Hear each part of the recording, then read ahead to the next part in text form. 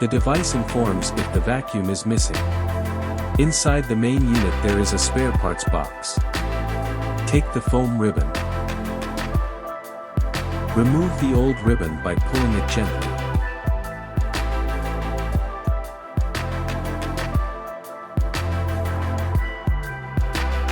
Start from either side since the confluence cannot be up in the middle.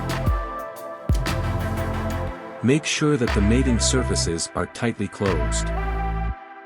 Press gently to seal the ribbon to the measuring head. Make sure that the ribbon is not taut.